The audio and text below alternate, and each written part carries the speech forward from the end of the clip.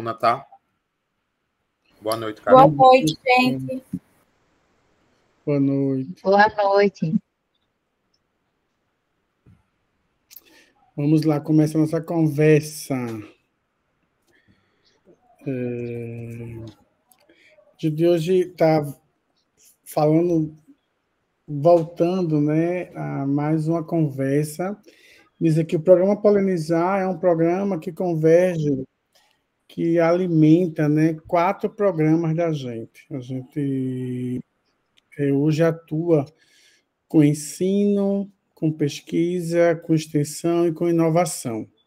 Grupo de pesquisa, projeto de extensão, toda a parte de ensino e toda a parte ligada à inovação, né? A gente tem um site, que é o programapolinizar.com.br, e nós fazemos 2 reuniões por mês, né?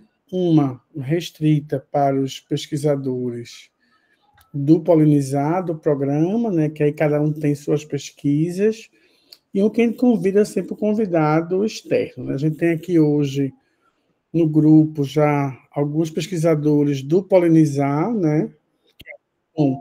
Em várias frentes, né? E a gente hoje pesquisa basicamente a sociomaterialidade na educação. Então, a gente tem hoje Matheus, Romeika, Luíta, muito nessa linha. O trabalho com inclusão, que é Marcela, né? Usando ambientes digitais.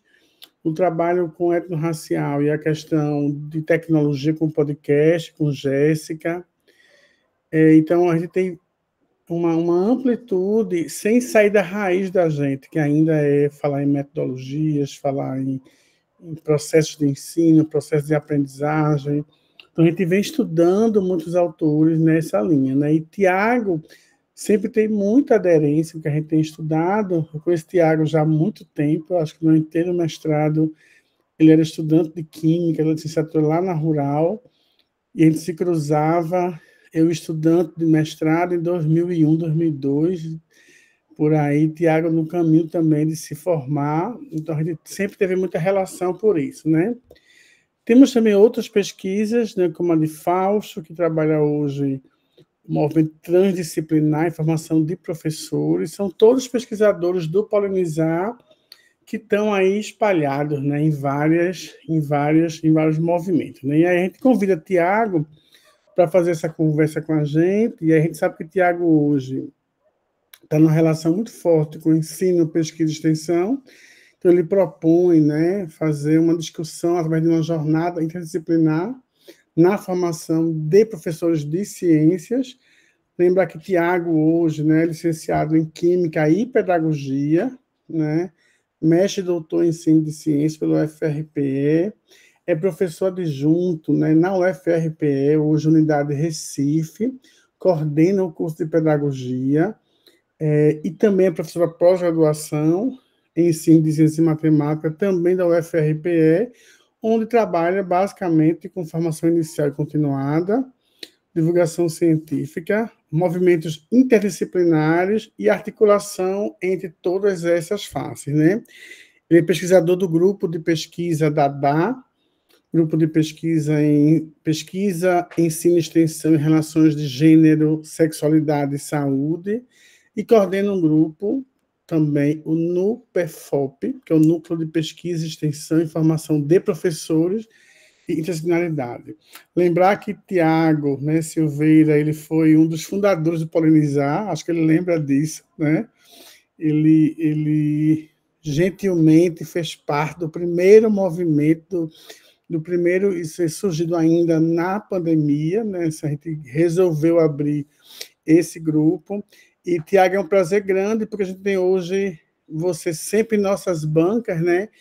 E já justifica um pouco essa aderência que você tem com o que a gente pesquisa, né? A gente está com uma banca bem próxima, agora que é a de Matheus Henrique, que eu até brinquei, uma banca de doutorado, ele fez um trabalho extenso, uma revisão poderosíssima de sociomodelidade e ensino de ciências, e a gente vai criando essa relação, né, de pactuação, né? Então a gente entendendo que a gente não se solta, a gente pode nem estar na mesma universidade, nem está mais no mesmo grupo de pesquisa, mas a gente conversar um pouquinho sobre orientando, isso que a gente tem estudado, que a gente tem feito, é basicamente a mesma coisa. A gente não vê nem muita diferença para onde a gente caminha, né? Logicamente, há uma expressividade grande no que ele pesquisa, e para a gente, enquanto pesquisadores do Polinizar, é muito bom fazer essa escuta, para que a gente possa ressignificar nossas práticas, e assim com isso também pensar sobre novas propostas, novas pesquisas, né? E a entrada de Tiago na pedagogia reforça isso mais ainda para a gente do lado de cá, né? Que somos, na verdade, crias do curso de biológicas. Então, Tiago, eu queria fazer essa abertura para mostrar a alegria da gente, né? E seu nome foi citado várias vezes nas reuniões internas do Polinizar, para que você viesse mostrar o que você tem feito, a trajetória, suas histórias, e ajudar um pouco a gente nessas novas, né, concepções, tá? Então, é tudo com você aí à noite, e desde já eu agradeço mais uma vez. Eu é que agradeço, né, Marcos? Primeiro pela apresentação, né? Nem esperava essa apresentação assim, realmente próxima, mas eu acho que isso reflete um pouco a relação que a gente tem construído, né? Eu lembro bem do outro momento ao qual a gente teve aqui, né? E a gente pôde conversar um pouquinho sobre as coisas que a gente estava fazendo. Hoje eu vou dar um panorama mais amplo, assim, em ensino, pesquisa e extensão, né, do que a gente vem fazendo, né, de como essas coisas se conectam hoje com as minhas orientações, com as minhas ações, com as minhas publicações. Eu acho que isso vai trazer para a gente um pouquinho esse panorama geral, mas hoje eu tenho estudado muito sobre como as coisas que mobilizam a gente, né, de como as nossas trajetórias, elas também influenciam a trajetória do outro, né? E aí eu queria muito que a gente fizesse um exercício assim de que não fosse somente eu que mostrasse a minha trajetória aqui, mas que também todo mundo pudesse mostrar um pouco da sua trajetória, e que a gente pudesse construir aí uma trajetória paralela, né? E que, de alguma forma, as nossas experiências, elas também pudessem se refletir um pouco nas experiências de vocês, né? Então, vocês se conectarem, né, de alguma forma com aquilo que a gente for falando, com aquilo que a gente for trazendo, isso realmente, esse realmente vai ser o objetivo dessa noite, né? Da gente narrar as nossas histórias juntos, da gente narrar a nossa formação, né? E a gente tentar aí congregar, né, articular as nossas formas de mobilizar as coisas do mundo, né, e mobilizar as pessoas que estão com a gente. Então, eu preparei uma apresentação, mas eu não vou ficar preso a ela, tá certo? É uma apresentação, mas vocês vão ver que ela está o tempo inteiro cheia de perguntas, cheia de momentos que a gente vai parar e que momentos que a gente vai refletir aí um pouco as coisas, né?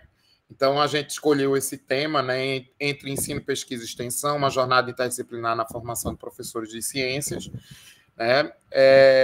Eu vou apresentar, tem alguns elementos já aqui nessa capa, né, que a gente vai falar um pouco mais de profundidade mais à frente, tá? Então, a minha trajetória acadêmica, a minha formação acadêmica é constituída de, eu costumo dizer assim, de muitos altos e baixos, né, de montanhas e vales aí. Eu começo ali na licenciatura em Química, como o Marcos falou, em 2002, né, na Rural. Marcos já no programa de mestrado do ensino de ciências, ali na primeira turma, eu acho, né, Marcos? E aí, em 2006, eu me formo como licenciado em Química. Em 2007, ingresso no mestrado em ensino de ciências e termino ali em 2009, né? E em 2017, termino o meu doutorado, entre em 2014 e termino em 2017. E entre 2023 e 2024 eu termino o curso de pedagogia, né? Mesmo tendo a mesma idade, né, Marcos? Exatamente. Então, quando eu falo dos altos e baixos, né, eu jamais pensei que depois de terminar um doutorado eu faria uma graduação novamente, e fiz uma graduação novamente, muito também por causa dos desafios que vão aparecendo na minha trajetória profissional, né? Sair de uma unidade acadêmica com aulas presenciais para ir para uma unidade acadêmica de educação à distância, trabalhar num curso de pedagogia, né? Voltar para um curso de pedagogia, né?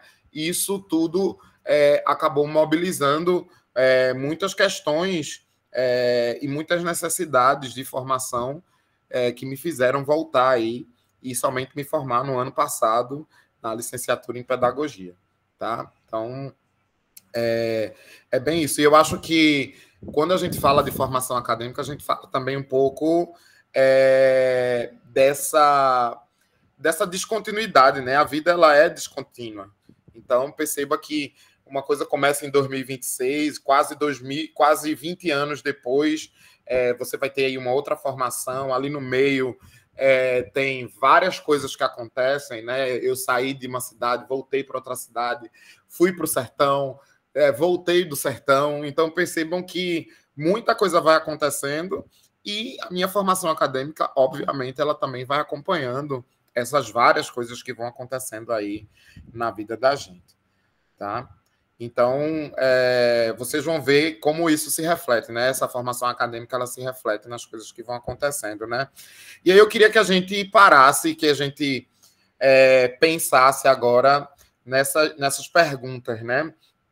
O que é que motiva a gente a questionar o mundo e o que é que motiva a gente a sanar essas dúvidas? O que é que mobiliza, de fato, a gente no mundo, né? E quando a gente para falar de trajetória, a gente, na verdade, está tentando responder essas várias perguntas, né? As trajetórias, elas não fazem a gente somente refletir, elas fazem a gente sair, arregaçar as mangas, praticar, fazer. E aí, eu coloco essa pergunta aqui e eu queria que umas duas pessoas pudessem falar um pouquinho sobre o que motiva elas e o que faz elas se mobilizarem a fazer e a questionar o mundo e a sanar essas dúvidas. E aí eu queria que a gente abrisse esse espaço, porque a ideia também é da gente conversar, né? Isabelle está dizendo aqui que queria aprender mais e descobrir mais coisas. Ótimo, Isabelle. Se quiser também abrir o microfone para falar, tá? Fica bem à vontade. Mais alguém? O que é que mobilizam vocês? O que é que mobiliza?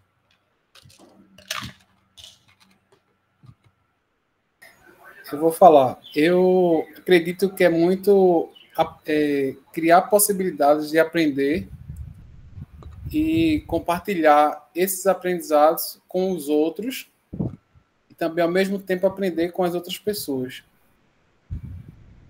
Isso. Perfeito. De uma certa forma, dar um retorno, né? Um retorno por aquilo que você já obteve, enfim. Muito bom, Fausto. Né? Então, perceba que o que vai motivar, o que vai mobilizar, o que vai fazer a gente questionar o mundo, né, e atirar aí as nossas dúvidas vão ser coisas totalmente diferentes para cada um. Né?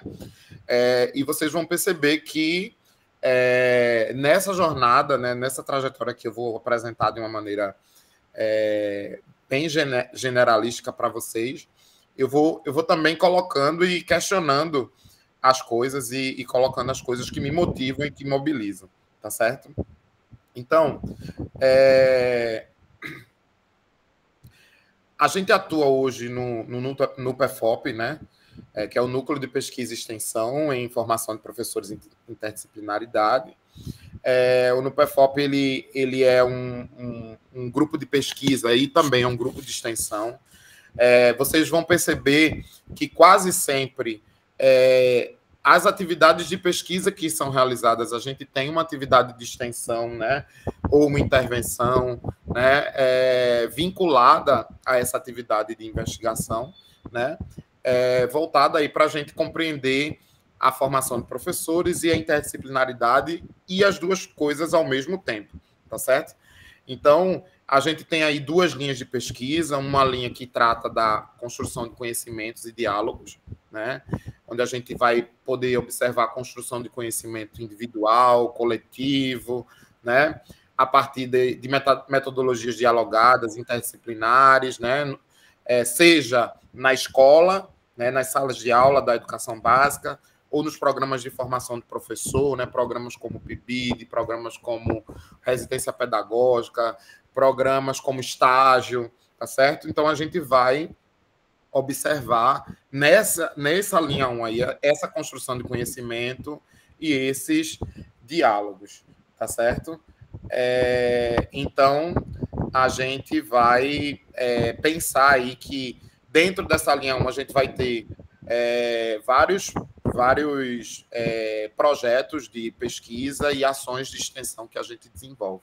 E a gente tem a linha 2, né, que é a maior linha do grupo de pesquisa, onde a gente estuda as práticas, as experiências e os modelos formativos, né?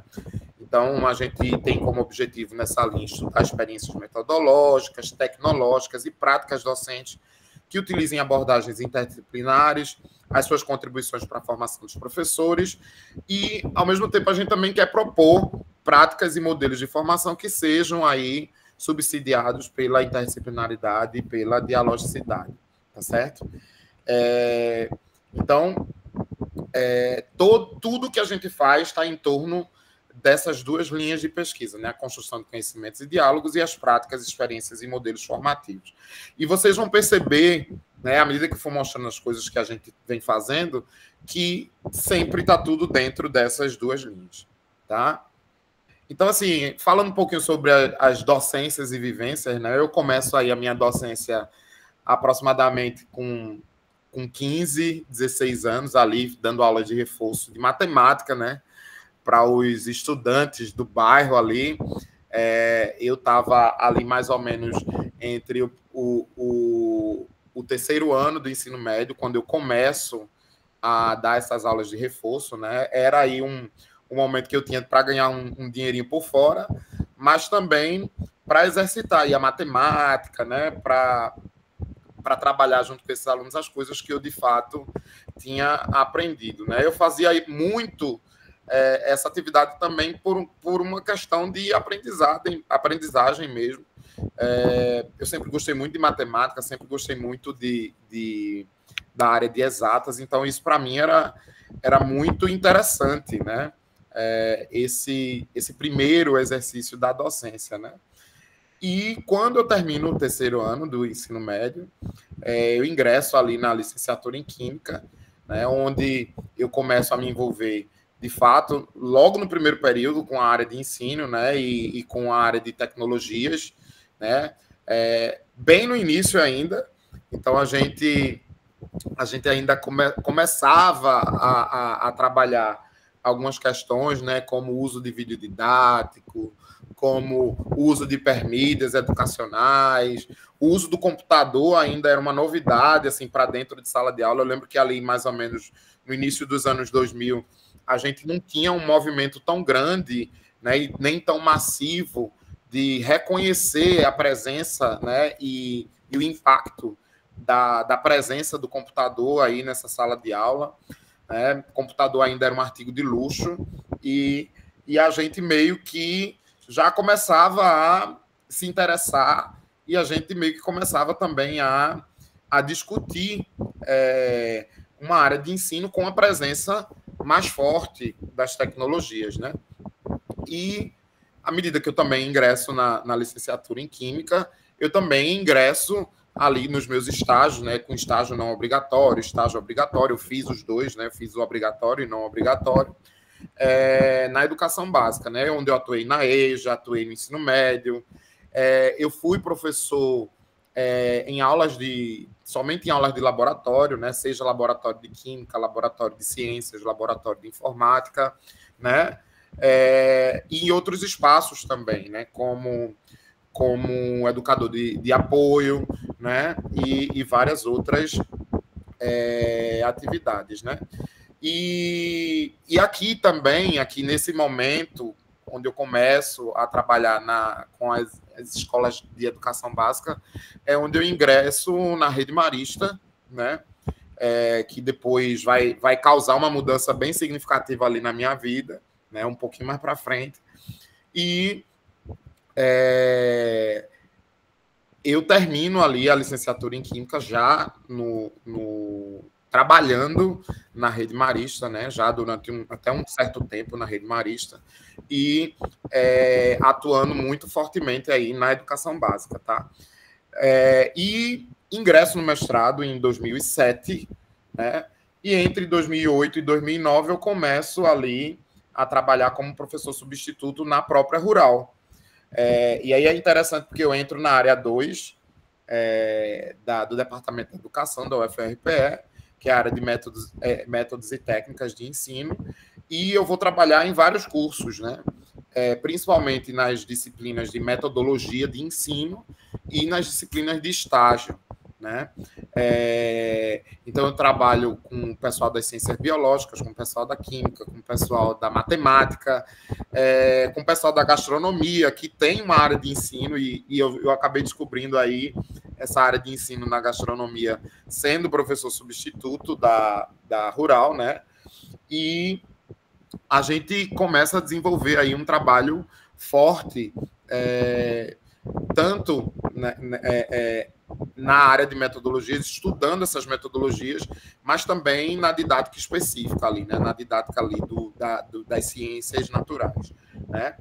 E quando eu termino o mestrado, em 2009, eu sou convidado a ir para a gerência educacional pelo Marista, em Brasília, para a gerência educacional da rede.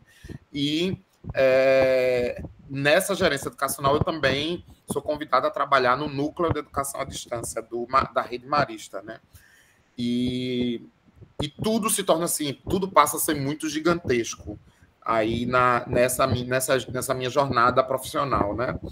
Por que eu digo que tudo passa a ser gigantesco? Porque ali a gente tinha aproximadamente 27 mil alunos, a gente tinha ali mais de 2 mil professores, que a gente cuidava da formação, dos programas que a gerência educacional organizava para esses professores, né? As articulações entre essas várias gerências, porque não tinha só a gerência educacional, tinha a gerência de pastoral, a gerência social, a gerência administrativa e uma série de outras coisas. E eu também vou atuar muito nesse núcleo de educação à distância. E aí a minha primeira experiência no núcleo de educação à distância, né, vem aí entre 2009 e 2012, lá em Brasília, com essa minha saída de Recife e indo para a gerência educacional da rede, né? E lá também eu passo a trabalhar no curso de pedagogia entre 2012 e 2013, numa instituição chamada IESB, né, que é o Instituto Superior de Ensino Superior de Brasília, no curso de pedagogia. E aí, no curso de pedagogia, eu trabalhava as disciplinas da área de tecnologia e as disciplinas da área de ciências naturais, né? Fundamentos e métodos, metodologia do ensino das ciências e outras coisas, né? Em 2013, eu faço os concursos, né, da vida e ingresso na UAST em 2013, onde eu permaneço ali por 10 anos, né, em Serra Talhada, como professor da Rural, atuando exclusivamente no curso de licenciatura em Química, tá? E aí vocês vão perceber que muita coisa acontece, né? Como professor da Rural, muitas docências e vivências elas vão acontecendo aí na minha vida, até que em 2023 eu vou para o AEDTEC, né, para a Unidade Acadêmica de Educação à Distância e Tecnologia da Rural, e consequentemente, para o curso de pedagogia, atuando aí como professor e também como coordenador do curso, tá certo? Então, só um pouquinho dos lugares que eu estive, né? E em algum momento vocês vão ver que eu vou sempre retornar a isso aqui, né? Então, as minhas áreas de pesquisa, né? Como já falei, formação de professores, ensino de ciências, interdisciplinaridade, hermenêutica dialética, né? Principalmente do ponto de vista metodológico. E aí vocês vão ver um pouquinho mais na frente porque é que eu escolho esse caminho, né? O caminho da hermenêutica e da dialética, né? E educação à distância e tecnologias, tá? Então, essa pergunta eu sempre me faço, né? O que eu quero quando eu ensino? E eu não sei se vocês se fazem essa pergunta, né? O que é que vocês querem para si, para os outros, quando vocês ensinam, né? E aí eu uso até a fala de Paulo Freire, né? Quem ensina aprende ao ensinar e quem aprende ensina ao aprender, né? Eu tenho certeza de que esse movimento, né, de ensino e de aprendizagem, ele é uno, né, ele é único e que embora eu esteja nesse momento falando de ensino, né, da minha atividade de ensinar, eu ao mesmo tempo também vou falar para vocês da minha atividade de aprender ensinando, né? Então isso realmente essa é uma dialética que existe, que é necessária para a gente refletir, tá? Então, o que eu quero ensinando, eu quero aprender, né? E vocês vão perceber que esse verbo aprender ele vai estar presente aí em todos os movimentos que eu realizo dentro da universidade, né? Dentro da minha trajetória profissional. Eu quero aprender, né? Ao mesmo tempo, eu quero discutir temáticas modernas, temáticas atuais, né? Eu quero fazer das disciplinas que eu ensino um grande laboratório, uma grande experiência, né? Eu quero que os meus alunos tenham uma formação crítica, uma formação cidadã. Eu quero contribuir para a melhoria da educação básica, né? Por meio das minhas disciplinas, por meio dos programas de ensino que eu atuo, né? Ao mesmo tempo, eu quero aprimorar minhas estratégias didáticas, porque eu não aprendi sabendo, eu também percebo que eu vou me aprimorando a cada dia, eu percebo que eu também vou crescendo e vou aprendendo junto com os meus alunos, né? Fomentar a pesquisa, então, quem trabalha comigo na pesquisa percebe que muito da sala de aula, né, está presente nas pesquisas que a gente realiza, inclusive quase todos os meus alunos de pós-graduação, eles vão ser meus estagiários na graduação. Por quê? Porque eu acho um movimento importante esse do aluno da pós-graduação ir para a graduação, né? Contribuir, investigar, trazer esses elementos que articulam a graduação, né? O ensino e a pesquisa, né? Alimentando e retroalimentando aí essas atividades. Ao mesmo tempo, estimular a extensão universitária. Muito do que a gente faz na extensão, eu trago para dentro da sala de aula. E eu vou mostrar para vocês um pouquinho disso, tá? Então, isso é o que eu quero quando eu estou ensinando, né? Então, eu passei muito tempo trabalhando com essas disciplinas, né?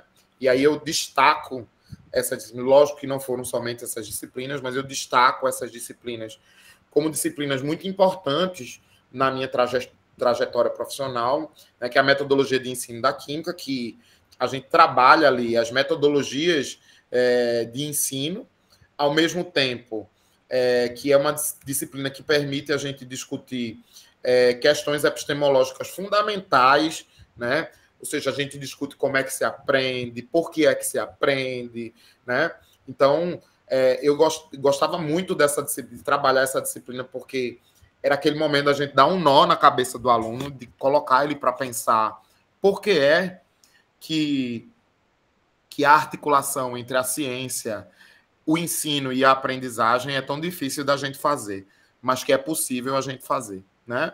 Outra disciplina que surge em função das minhas atividades de extensão é a disciplina Oficinas Didáticas Interdisciplinares, que foi uma disciplina optativa que eu dei de 2018 até 2023, ali na UAST, né? E essa disciplina ela rendeu muitos frutos, tá? E aí eu vou mostrar um pouquinho dos frutos dessa disciplina para vocês um pouquinho mais à frente, né? Monografias, dissertações, agora teses, né?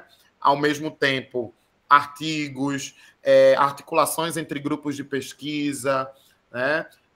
Mobilizações para outros profissionais. E aí eu vou mostrar um pouquinho para vocês como é que isso aconteceu.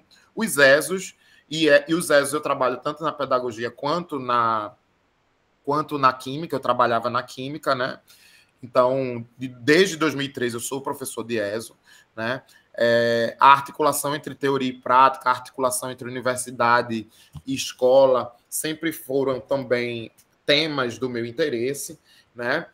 Como é que a gente coloca em prática as coisas que a gente aprende na universidade dentro da escola e vice-versa, como é que a gente traz as questões fundamentais da escola para dentro da universidade, para a gente refletir, não de um ponto de vista ideal, mas de um ponto de vista real, né? E atualmente, né, desde 2023, eu tenho trabalhado com um conjunto de disciplinas na pedagogia, na EAD, que são as práticas como componentes curriculares, e a gente já fez e tem feito muita coisa interessante dentro dessas disciplinas. E eu encaro essas disciplinas assim como verdadeiros laboratórios na minha prática docente hoje na pedagogia, né? Por que eu digo que são disciplinas que eu encaro como um laboratório? Porque, pelo seu componente prático, elas são disciplinas que eu desafio os estudantes da pedagogia a irem para a escola, fazerem determinadas coisas, observarem determinados movimentos, né? Então, eu vi que tem alguns alunos meus da pedagogia aqui. Então, se alguns alunos da pedagogia quiserem até falar um pouquinho sobre esse movimento das práticas como componentes curriculares, eles fiquem bem à vontade, tá? A gente, nesse movimento das práticas como componentes curriculares, a gente tem feito muitas outras coisas e muitos outros elementos têm surgido nas nossas pesquisas em função das práticas como componentes curriculares. E aí eu também vou mostrar um pouquinho para vocês logo mais à frente, tá certo? Então, além das disciplinas de ensino, eu também tenho os meus projetos de ensino, né? Então, eu fui coordenador do PIBID durante muito tempo ali no ensino de Química, entre os anos de 2018 e o ano de 2020, lá na UASH. Também fui coordenador do Residência Pedagógica ali em 2022 até 2023. Quando eu saio da UASH, venho para a UAE-ADTEC. E aí, em 2024, a gente atua com um PIBID interdisciplinar. Eu também vi que tem PIBIDianos, né, do projeto interdisciplinar por aqui, né? E aí a gente vai ser um projeto interdisciplinar que vai articular 3 cursos, né? Que é o curso de Física, de licenciatura em Física, o curso de licenciatura em Computação e o curso de licenciatura em Pedagogia. E a gente tem feito coisas muito interessantes hoje dentro da escola, né? E obviamente, assim, não vai dar tempo da gente mostrar tudo, mas depois, se vocês quiserem, a gente pode separar um momento só para os alunos do próprio PIBID apresentarem o tanto de coisa interessante que eles têm feito na escola, né? Então, além disso, as práticas como componentes curriculares aí têm se constituído como um projeto de ensino. Hoje, isso, PIBIdianos do Núcleo de Física EAD também. Ah, ótimo, Ana. Ana Paula é professora da gente de lá da UAE-ADTEC, né, que está aqui, e que trabalha com a gente lá na EAD, no Núcleo de Física. Ela é coordenadora do Núcleo de Física, né? Então, a gente tem aí, hoje, essas práticas como componentes curriculares aí como um projeto de ensino que envolve aí diversas áreas, tá? Então, eu vou mostrar também um pouco para vocês, né? E o que é que eu quero quando eu pesquiso, né? E aí eu também me remeto a Paulo Freire, né? Quando ele diz que não há ensino sem pesquisa e pesquisa sem ensino, né? Uma auto-retroalimenta a outra, tá? E aí eu queria ouvir de vocês, o que é que vocês querem pesquisando? Eu estou vendo que tem muitos pesquisadores aqui, né? Matheus, Flávia, Jéssica, Marcelo. Eu vejo que tem muita gente envolvida aí na pesquisa. Mas o que é que vocês querem? Vocês já pararam para pensar o que é que vocês querem quando vocês estão pesquisando? Alguém quer comentar um pouco sobre isso? Pode escrever. Boa noite, professor Tiago. Boa noite. A todos. Eu acho que o movimento da pesquisa, principalmente aqui com o professor Marcos, a gente tem feito esse movimento de sempre se questionar o que a gente está fazendo, como a gente está fazendo, e muito pensar a relação nossa com o outro, com as coisas, né? E a gente tem pensado muito nisso, de como a gente interage com os ambientes, de como a gente interage com situações, seja aqui online, seja presencial. Então, as pesquisas da gente, pelo menos eu vejo assim, né? A gente tem pensado muito nisso, nas relações, e da gente ensinando o que é que a gente aprende ali, o que é que a gente vai mobilizando, né? Então, nesse movimento de formação com professores da educação básica, vem aqui, né? Então, assim, a gente tem pensado muito assim, das vivências que vai tecendo, que vai construindo. Então, isso são pontos de reflexão que a gente vai mobilizando, sabe, Tiago? E é muito importante, né, a gente pensar a localidade que a gente está, as pessoas que se envolvem direta e indiretamente na nossa pesquisa, né, e como essa nossa pesquisa ela vai impactar essas pessoas. Então, são reflexões importantes, né, que o grupo de pesquisa de vocês tem feito, né, e inclusive que eu tenho acompanhado, né, participando de bancas, né, lendo as coisas que vocês escrevem, avaliando artigos que vocês vêm desenvolvendo aí ao longo do tempo, né, e acredito que essas são reflexões muito próprias do grupo de vocês, e essas reflexões próprias do grupo de vocês, ao mesmo tempo que caracterizam vocês, né, elas trazem contribuições que são extremamente importantes para a área de ensino de ciências, que muitas vezes se mostra muito desconectada, né, com o ambiente, se mostra muito desconectada com as questões humanas, com as questões subjetivas, com as questões de alteridade. Então, perceba que vocês têm feito um caminho diferenciado, né, e um caminho que não é costumeiramente, como é que eu posso dizer, acolhido pela comunidade de ensino de ciências. E aí, isso que Matheus fala é uma reflexão bastante importante, ou seja, você tem que ter essa clareza enquanto pesquisador. O que é que eu quero quando eu pesquiso? Né? O que é que vai caracterizar a minha pesquisa? O que é que vai caracterizar o que eu faço? Então, esses são pontos importantes que a gente tem que levar em consideração. Alguém mais quer colocar o que é que se quer, né? O que é que você pensa, como você reflete a própria pesquisa? Não, deixa eu falar rapidinho. A gente tem feito um movimento muito louco, Tiago, nas pesquisas. A gente deixou de fazer pesquisa individual, né? Então, a gente tem revisões sistemáticas que a gente faz coletivas, né? Então, tem uma revisão mesmo que está eu, Matheus e Luíta.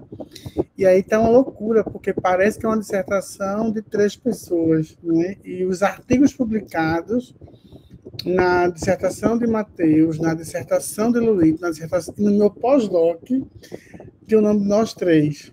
E aí tem que explicar sempre a gente nos artigos que aquele artigo nasce, aquela revisão nasce de uma pesquisa coletiva, de uma linha de pesquisa do grupo de pesquisa.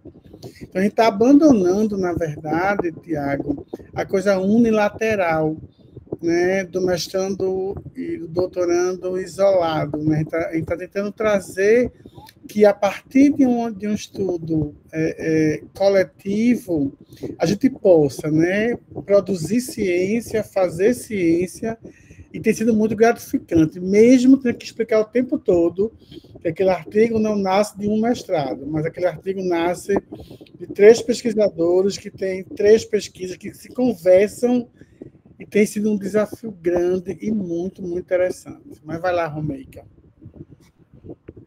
Oi, Tiago, tudo bem? Tudo bem, Romeika. Pode falar. Em relação à questão que eu quero pesquisando, eu quero gerar conhecimento que possa transformar realidades e não apenas produza dados, entendeu? E também tecer redes de pensamentos coletivos, onde a pesquisa ela acaba sendo viva, ela acaba sendo situada e também compartilhada. É isso. Perfeito. E aí eu vou falar um pouquinho sobre o que Marcos comentou e sobre o que Rumeika comentou, né? E Gustavo também levantou a mão, viu? Eita, Gustavo Gustavo. Luita. Oi, Gustavo, pode falar. Boa noite, Tiago, professor Tiago, boa noite a todos. Boa noite. Então, o que eu vejo como pesquisa seria resolver os problemas atuais da educação. No caso, como um piberiano, vejo que a educação atual tem alguns problemas que são básicos e varia de localidade. Isso quer dizer que você tem que pesquisar aonde você vai fazer o ensino e se preparar para tal coisa. Acredito que, pela minha convivência no PIBID, é isso que eu tenho a contribuir. Ótimo, Gustavo. E eu vou comentar um pouquinho depois o que você colocou. Luita. É Luita, né? Isso, Luíta. Aproveitando o gancho que todo mundo falou, né, sobre essa questão de transformar, de fazer diferença, essa questão das relações entre toda a construção que a gente está fazendo, eu acho que é muito disso, da gente ver o problema e pensar como resolver ou como minimizar esses problemas. Então, assim, eu já acompanho o Marcos desde as monitorias em estágios há um tempinho, e a licenciatura em Ciências Biológicas é uma das coisas que mais me instigou, assim, pensar sobre essa questão de quem está se formando agora, de pensar como é que a gente está olhando para os licenciandos que estão saindo lá da federal.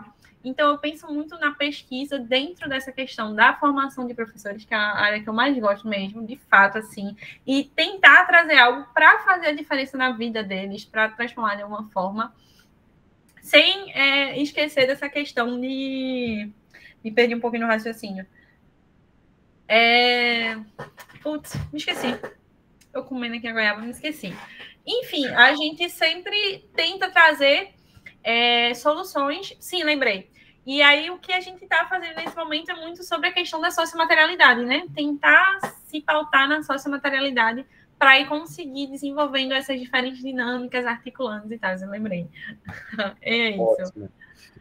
Comentando o que Marcos falou, né, a ideia de retirar o pesquisador, o professor desse isolamento, a gente percebe que essa deveria ser uma tendência, né, mundial na pesquisa, né? A gente vê hoje redes de colaboração em outras áreas funcionando de uma maneira muito fluida, de uma maneira muito intensa, mas a gente ainda percebe que na área da educação, né, na área de ensino, essas redes de colaboração, elas ainda não funcionam muito bem, elas ainda são bem desarticuladas, né?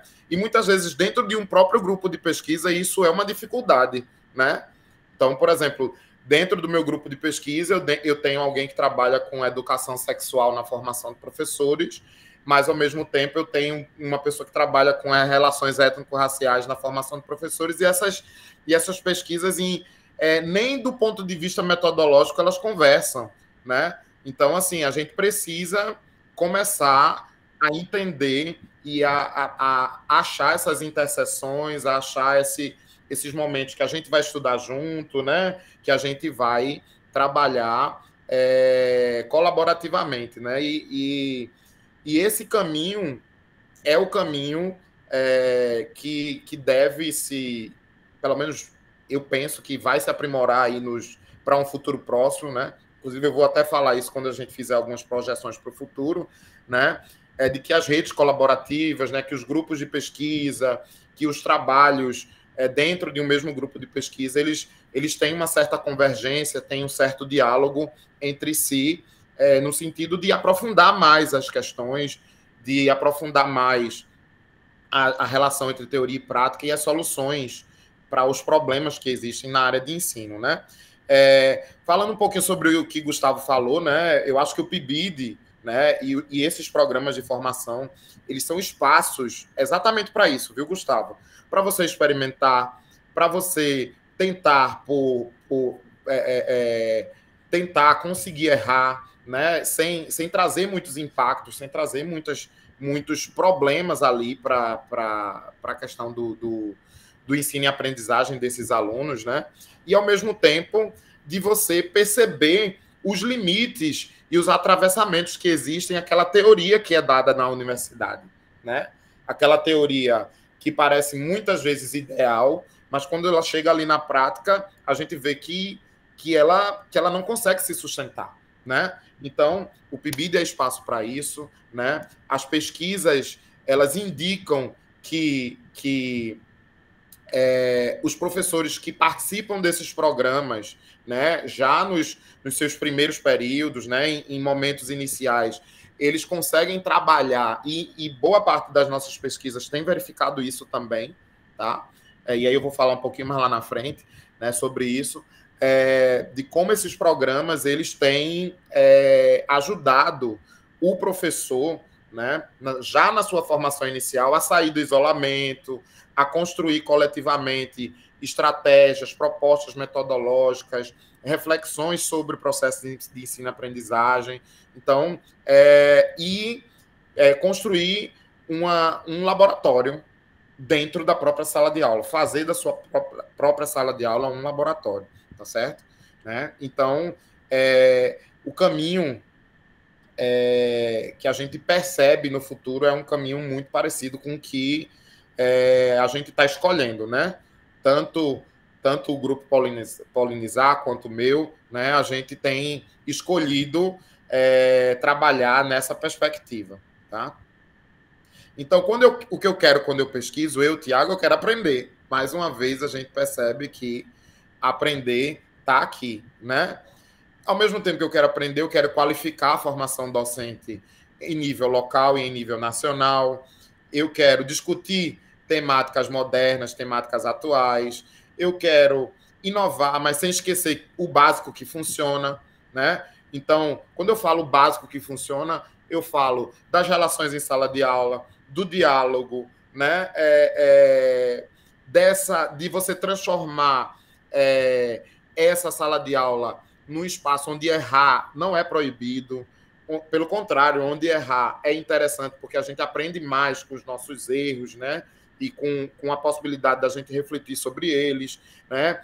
Com a integração de teoria e prática, né? Com você usar os elementos da sua cultura dentro da sala de aula para discutir ciência, para discutir as várias outras disciplinas, né? Então, perceba que eu estou falando aqui de inovação, mas eu também estou falando de questões básicas, né? Questões que sempre estiveram presentes nas nossas salas de aula, né?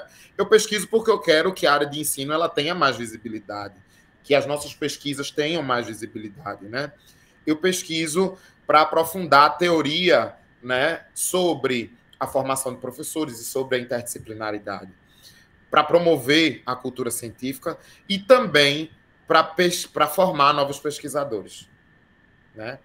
E aí vocês vão perceber que boa parte do meu trabalho hoje se constitui em formar novos pesquisadores, tá certo?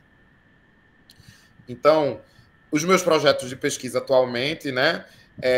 O projeto Hermenêutica, Dialética, Dialogicidade e Complexidade, né? Que já vem lá desde 2018, né? Até os dias de hoje.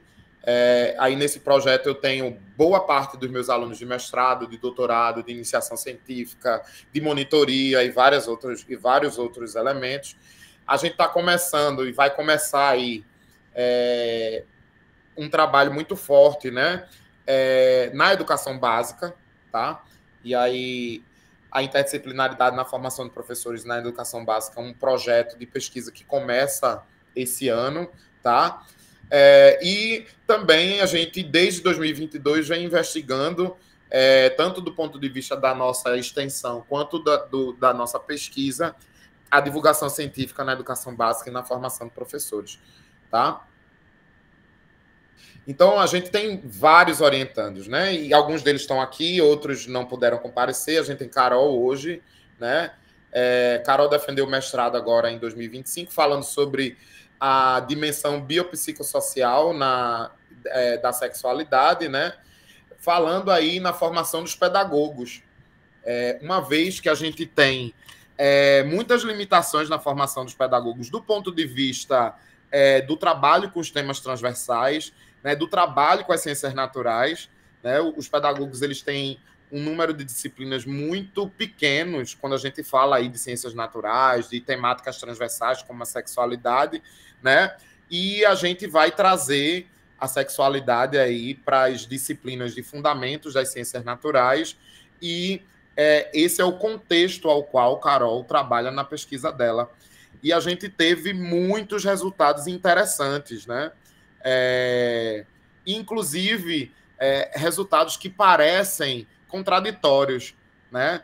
A gente percebe uma certa abertura desses pedagogos em formação, né, para discutir a sexualidade e essa dimensão mais abrangente, né, que é a biopsicossocial na escola, mas, ao mesmo tempo, a gente vê pedagogos com um background, né, um plano de fundo, vivências e experiências que estão muito articuladas com conservadorismo, né, com uma perspectiva de sexualidade muito ligada apenas às questões biológicas, né, como se a sexualidade só pudesse ser discutida pelo professor de biologia lá nos anos finais do ensino fundamental ou no ensino médio. Então, assim, essa dissertação de mestrado ela é uma dissertação bem importante para a gente e marca aí um início de trabalho que a gente quer aprofundar ainda mais a partir de temáticas controversas, né?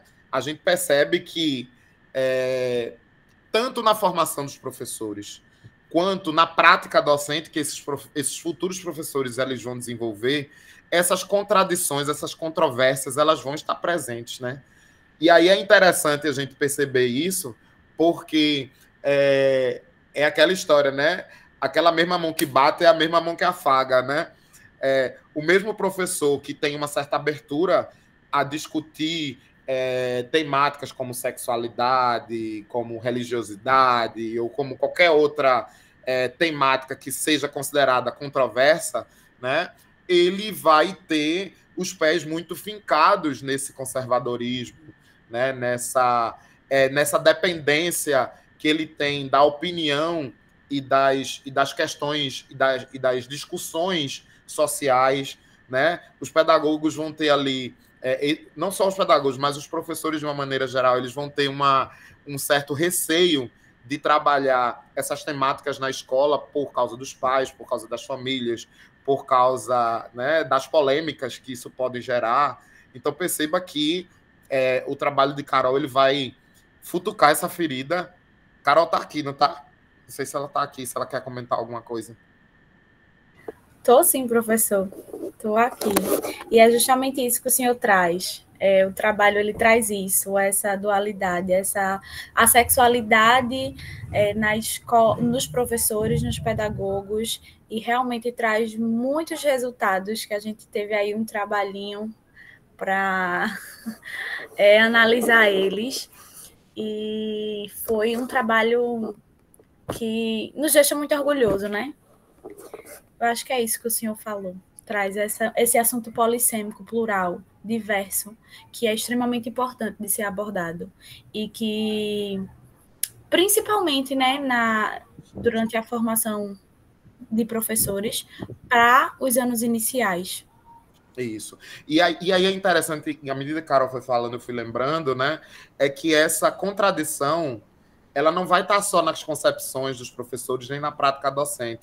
Ela vai estar na escolha metodológica do professor, né? Ou seja, o professor ele diz assim, eu vou usar um jogo no computador, né? Ou seja, ele considera aquilo ali uma inovação e tal, mas ele diz assim, não, mas nos anos iniciais eu também quero sentar com os meus alunos no chão e fazer uma roda de conversa, né? Ou seja, eu quero inovar, mas eu também quero trabalhar com o básico, né? Eu quero trabalhar com um material concreto, mas eu também quero fazer com que esse aluno ele traga e ele discuta as experiências que ele escuta e que ele observa em casa.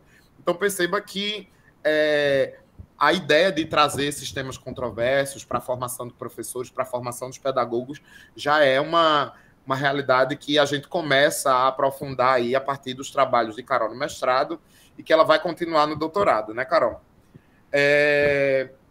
A gente tem também aí o trabalho de Renato, né, que vai falar sobre o residência pedagógica em física, né? E aí foi um trabalho, esse trabalho é um trabalho muito massa. Eita, minha bateria tá acabando. Deixa eu só botar aqui o coisa rapidinho, gente. Senão eu caio.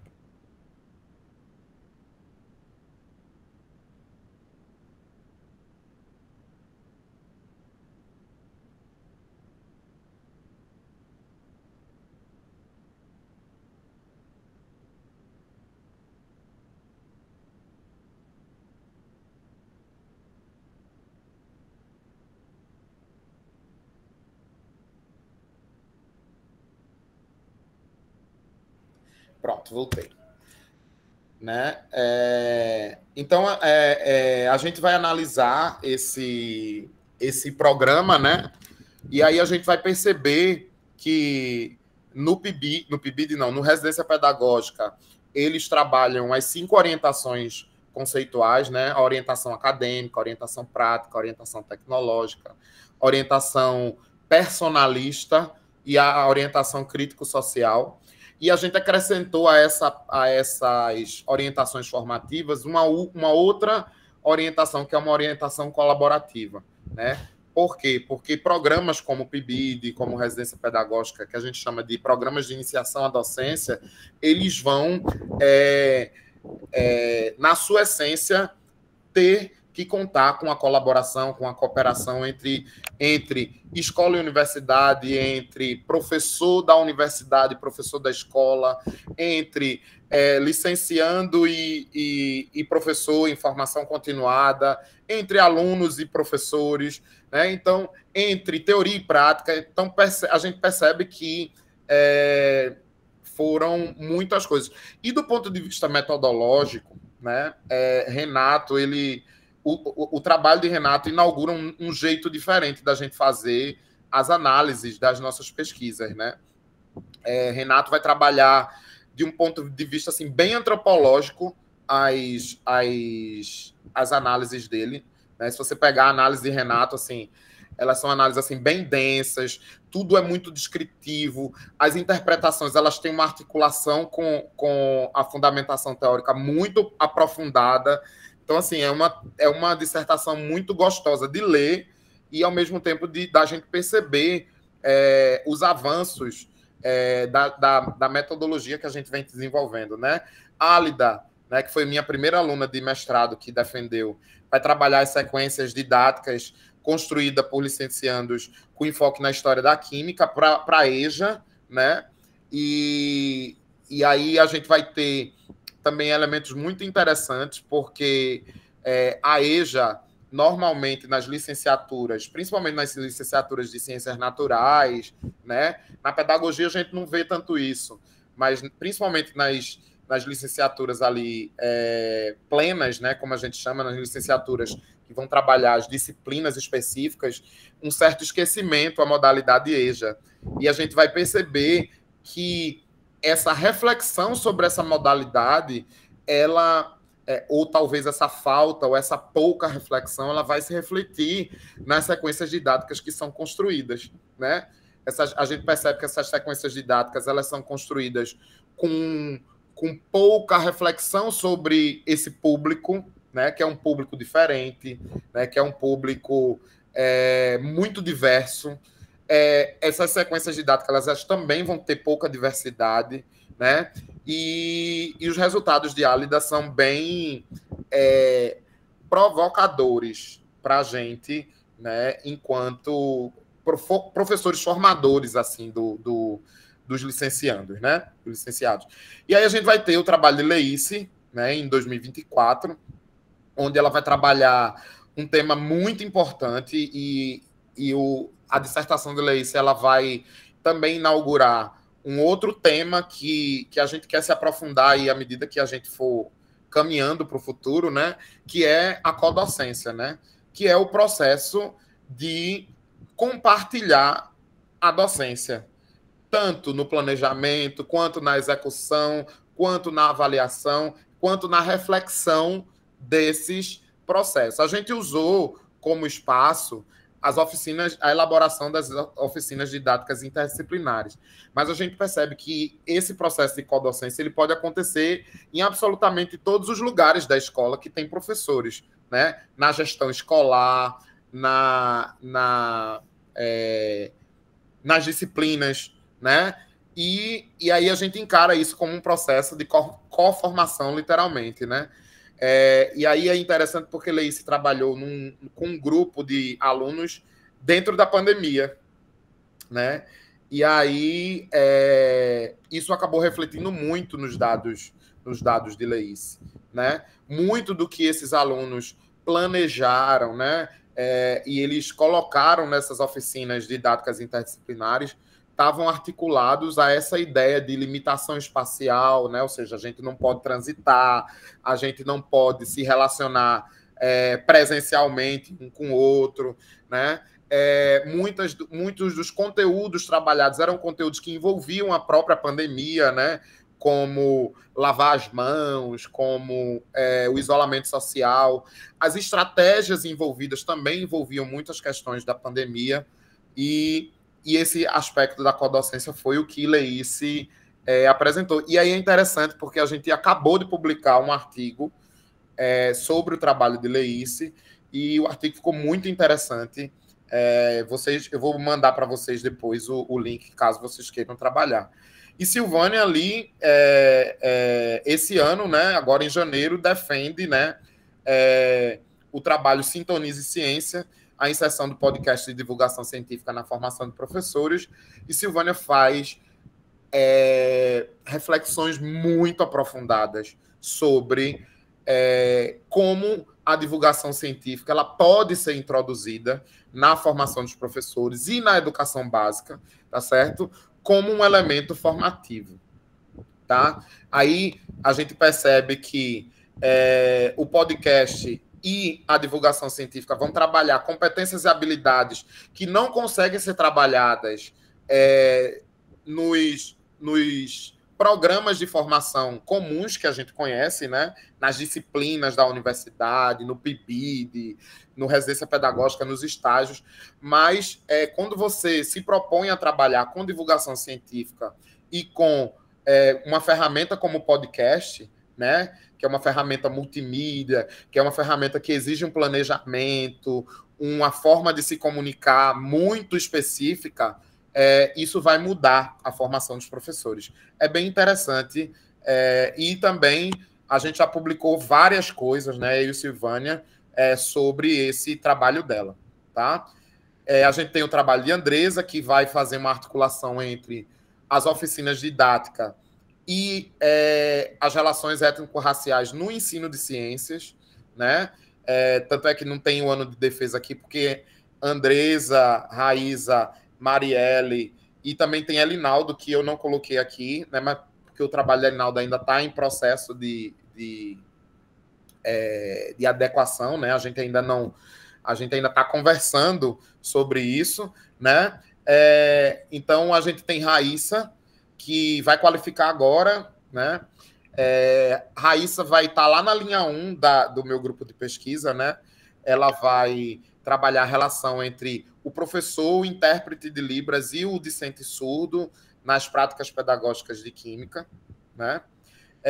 E Marielle vai trabalhar a formação inicial dos professores a partir do trabalho com a aprendizagem baseada em projetos interdisciplinares e cidades educadoras, tá?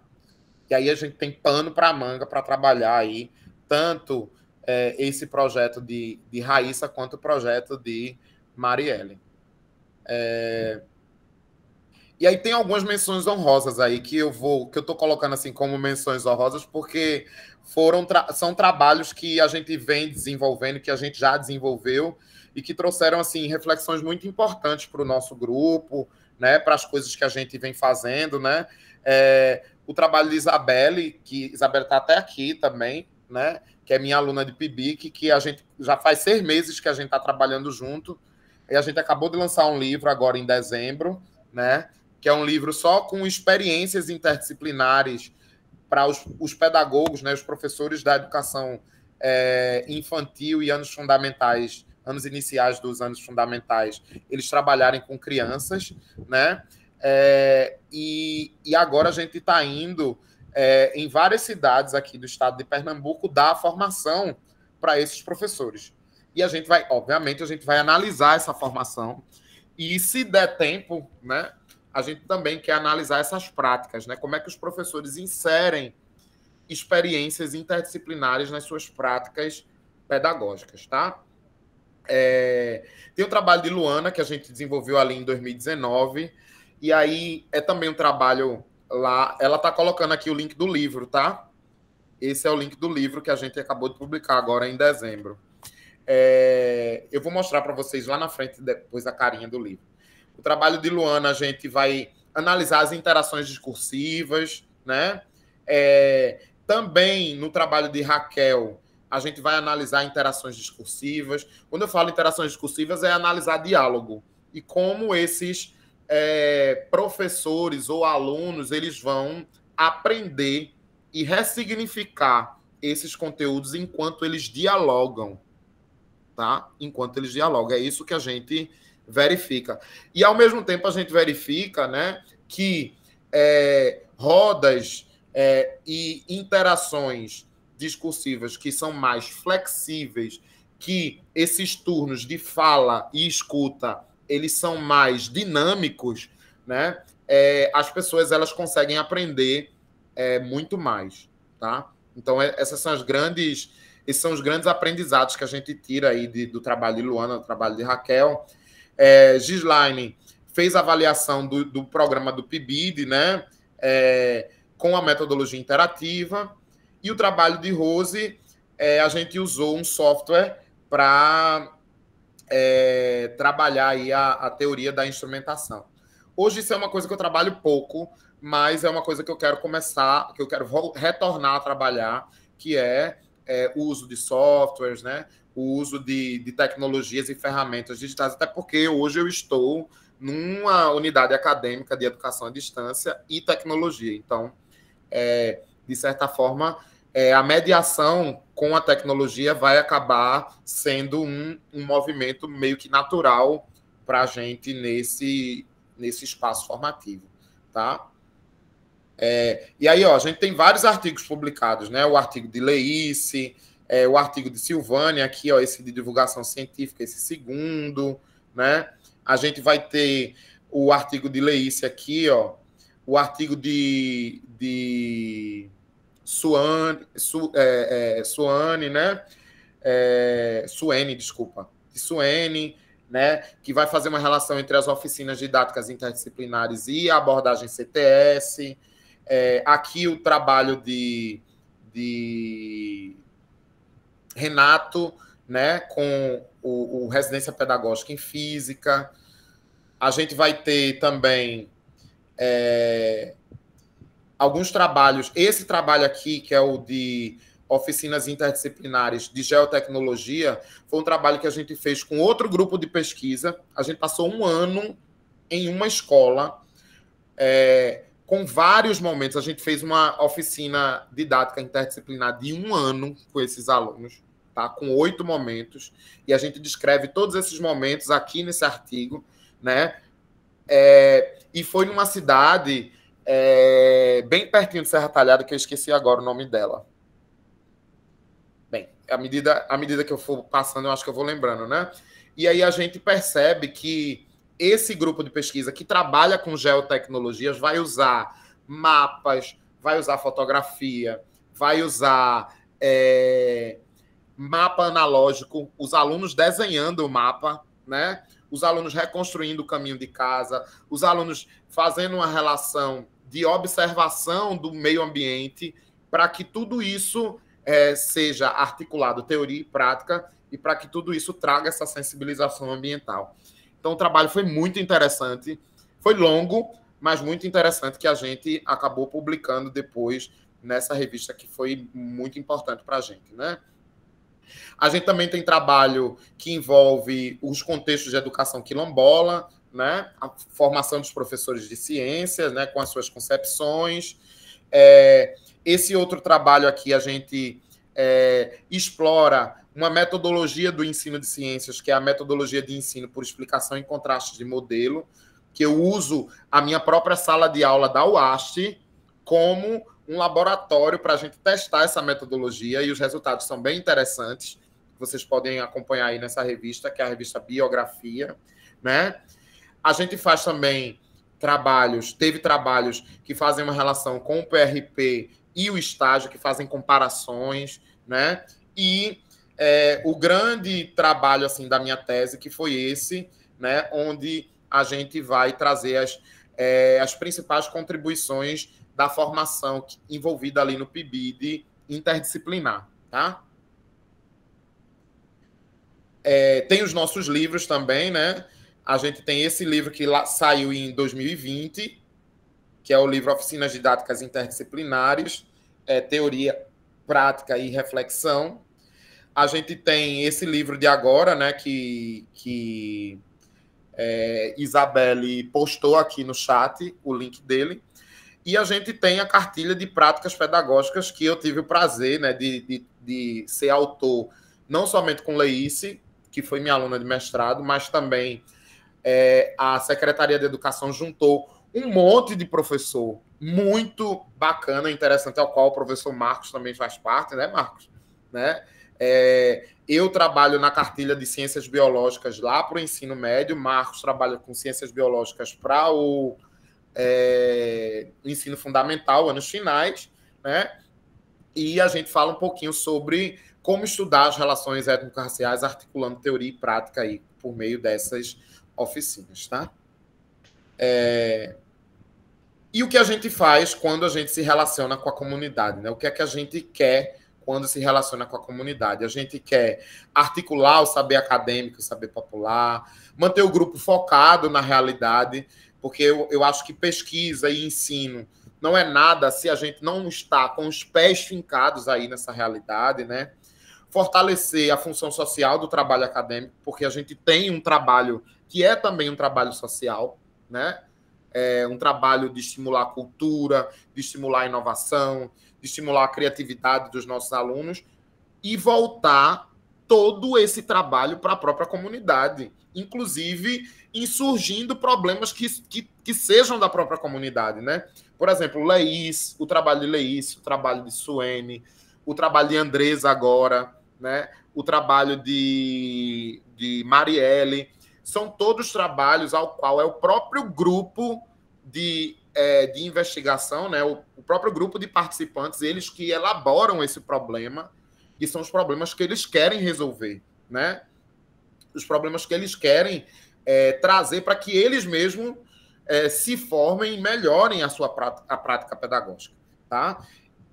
Eu quero desenvolver competências práticas conectadas com o real. Ao mesmo tempo, eu também quero divulgar a ciência e os produtos da ciência, né? Eu quero que esses livros, eu quero que os nossos podcasts, as nossas produções, elas sejam conhecidas aí pela sociedade. Por isso que a gente faz extensão, tá? Então, esses são pontos importantes para a gente, né? Então, como trabalho de extensão, eu trabalhei de 2020 até 2023 na Comissão de Curricularização da Extensão, né? Que é um movimento nacional de tornar as ações e projetos de extensão que acontecem na universidade como parte integrante dos currículos dos cursos, né? Então, eu vou mostrar para vocês um pouquinho mais na frente tudo que a gente fez na Comissão de Curricularização da Extensão, né? Que é um trabalho interdisciplinar, é um trabalho que envolve os vários cursos, todos os cursos da universidade, né? Então, eu trabalhei ali no grupo de trabalho principal da universidade, e num primeiro momento representando a UAST, num segundo momento representando a UAE-EDTEC, né? E num terceiro momento um GT, que a gente chamou de GT de formação de professores para a curricularização da extensão, tá? Em 2021 e 2022, a gente fez um projeto muito interessante, que é um projeto chamado Um Olhar Interdisciplinar sobre o Cangaço, que é um projeto de extensão e, ao mesmo tempo, um projeto de pesquisa, que envolveu 3 universidades, que foi a Rural, a Federal e a UPE, né? Envolveu vários cursos, que foi o curso de Química, o curso de Bacharelado em Ciência da Informação, o curso de Biologia, o curso de Geografia, o curso de Geografia da Federal, o curso de História da Federal, da UPE, Pedagogia e vários outros cursos. Então, foi um trabalho gigantesco que a gente desenvolveu aqui nesse projeto, que foi um projeto vinculado ao Museu do Cangaço em Serra Talhada, ao qual a gente queria trabalhar tanto a divulgação da ciência e a divulgação da cultura do cangaço, né? Mas dentro de uma perspectiva interdisciplinar. Então, a gente também queria formar os professores como pano de fundo desse projeto de extensão, né? Mas a gente queria, de fato, trazer aí a divulgação científica. Então, perceba que é um projeto interdisciplinar e, ao mesmo tempo, é um projeto interinstitucional, porque envolveu várias universidades, vários cursos e várias instituições, né? Como o Museu do Cangaço, FACEP, a própria Rural, enfim, né? A gente também trabalha com assessoria de ensino de ciências pela Secretaria de Educação, e aí aqui eu não coloquei o período, porque eu já trabalhei como assessor da Secretaria de Educação em vários momentos, né? Ali em 2014, 2015, eu trabalhei com o Enem de Ciências Naturais, preparando a formação dos professores, né? Trazendo aí várias oficinas e várias discussões sobre o formato da prova, o formato das questões, né? De como os professores podiam trazer o Enem de Ciências Naturais para dentro das suas práticas pedagógicas. O ano passado, eu, Marcos e vários outros professores, a gente deu essa assessoria no que tange as relações étnico-raciais dentro dos conteúdos de ciências, né? A gente fez esse trabalho de extensão lá nessa cidade, perto de Serra Talhada, que está na ponta da língua o nome dela, e toda vez eu não consigo me lembrar, né? Sobre geotecnologia para sensibilização ambiental, que foi um trabalho interdisciplinar e intercursos, porque envolveu o curso de Química e o curso de Engenharia de Pesca e o curso de Engenharia, foi outra engenharia, de Agronomia, de lá da UAST, né? Então, a gente mobilizou aí vários professores, vários alunos para desenvolver esse trabalho aí com a gente. E o curso de extensão Sintonize Ciência, Divulgação Científica por meio de podcasts, né? Que foi feito em 2023 e 2024, onde a gente teve aí vários produtos, inclusive uma temporada do podcast Sintonize Ciência, que a gente fez discussões muito interessantes, né, sobre o afundamento da cidade de Maceió. Eu não sei se vocês lembram dessa discussão, né? A gente trouxe uma discussão muito aprofundada sobre aquele afundamento das cidades, né, dos bairros fantasmas que existem ali em Maceió. A gente também fez uma discussão sobre as relações de migração que acontece entre cidades, entre países, né? E Calumbi. Pô, Marcos foi buscar longe isso aí, né? Então, a cidade é Calumbi, exatamente. A cidade que a gente desenvolveu esse projeto aí de geotecnologia, tá? Então, é isso, assim. Então, na curricularização, na comissão, a gente fez vários trabalhos, né? A gente elaborou o documento base para a curricularização da extensão na UFRPE, e que é esse livrinho aqui amarelinho. A gente também fez o guia de inserção curricular da extensão na UFRPE, que é esse livro branquinho, né? A gente fez esse GT de formação para pensar as políticas formativas de preparação da comunidade acadêmica para a curricularização da extensão, e a gente viajou aí as várias unidades da UFRPE fazendo uma discussão sobre curricularização da extensão nessas várias unidades, usando o que essas unidades têm. Então, por exemplo, se você for pegar o Cabo e a cidade de Belo Jardim, que são unidades da Rural que só tem engenharias, a gente ia trabalhar a extensão universitária na perspectiva das engenharias, né?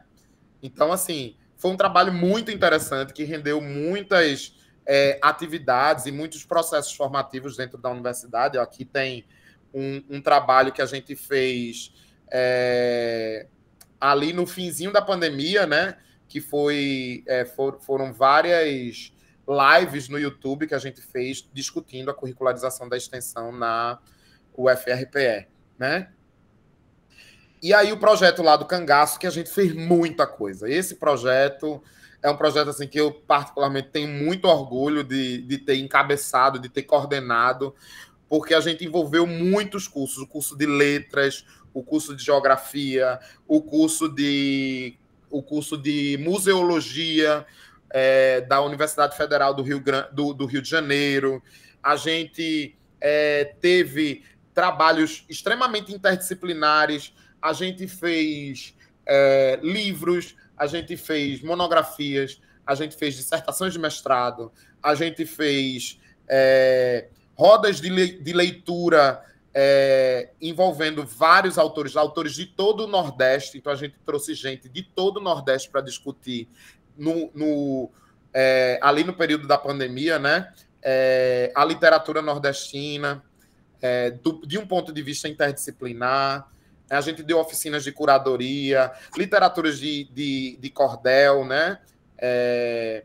A gente produziu documentários, a gente produziu podcasts. Aqui, ó, na parte de baixo, vocês veem aí a gente entrevistando o professor Carlos, que é um professor de história, que vai discutir as religiosidades no sertão e como isso se articula com o ensino de ciências, com a formação dos professores. A gente produziu cartilhas para a educação infantil, para o ensino fundamental, ó, cartilhas sobre as aves da Caatinga, sobre a flora da Caatinga, né? E fazendo uma articulação disso com a história do cangaço, com o trabalho, né, do Museu do Cangaço. A gente participou pela primeira vez com a formação dos agentes do museu, né, dos agentes do Museu do Cangaço. Então, a gente deu aula de inglês, a gente deu aula para eles receberem turistas, né, a gente deu aula de interdisciplinaridade, a gente fez exposições temporárias. Por exemplo, essa exposição aqui é uma exposição que mistura tecnologia, fauna e flora, fotografia, essa aqui que eu estou mostrando, que está do lado direito, né? Documentários, produção de vídeos, produção de roteiro. A gente também trabalhou com uma oficina com as cartas que existiam ali no Museu do Cangaço, né, junto com o pessoal do curso de letras, né? E aí foi muito interessante, porque a gente pôde, ao mesmo tempo, fazer um estudo histórico daquele tempo ali do cangaço, mas a gente também pôde fazer várias reflexões sobre a cidade de Serra Talhada, sobre o seu personagem mais ilustre ali, né, que é Lampião. E aí, então, a gente pegou as cartas de Lampião que existe ali no museu e fez vários estudos sobre ele, né?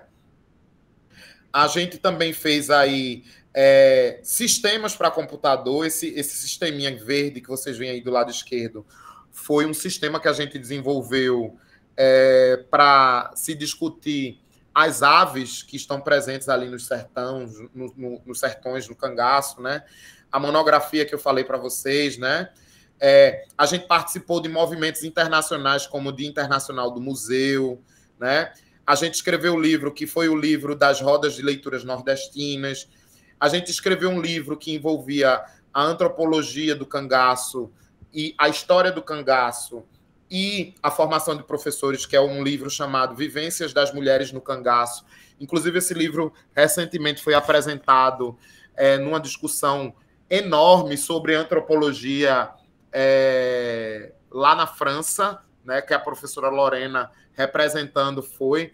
E eu também percebo que esse projeto que a gente desenvolveu no Museu do Cangaço foi um projeto que deu oportunidade para a gente se articular interdisciplinarmente com outros professores e a gente aprender com eles, né? Então, a gente percebe que os museus interdisciplinares, eles não são espaços apenas de divulgação científica, mas também são espaços de formação, espaço de desenvolvimento de tecnologias, de inovação, de articulação entre saberes e várias outras coisas que a gente pode perceber aqui nessas apresentações, né? Na apresentação desses diversos produtos. Eu estou mostrando apenas alguns produtos, tá, gente? Muita coisa foi produzida, muita coisa vocês... E, inclusive, assim, esse projeto é até um projeto que eu me debrucei pouco para publicar sobre ele.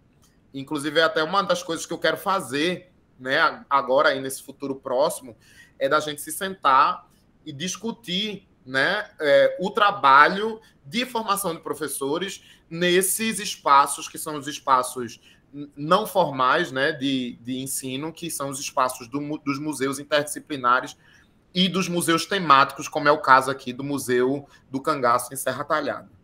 Tá?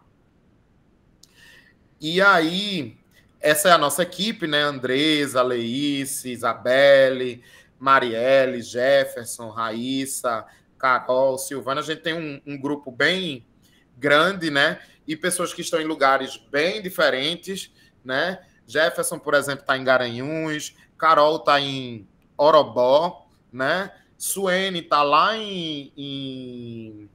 tá ali naquela região do Crato, não, Juazeiro do Norte, Raíssa está em Caruaru, Silvânia está entre Vitória e entre Recife, né? Marielle também está entre Vitória, Recife, Olinda, Pesqueira, mas vai desenvolver a atividade dela de pesquisa lá em Pesqueira.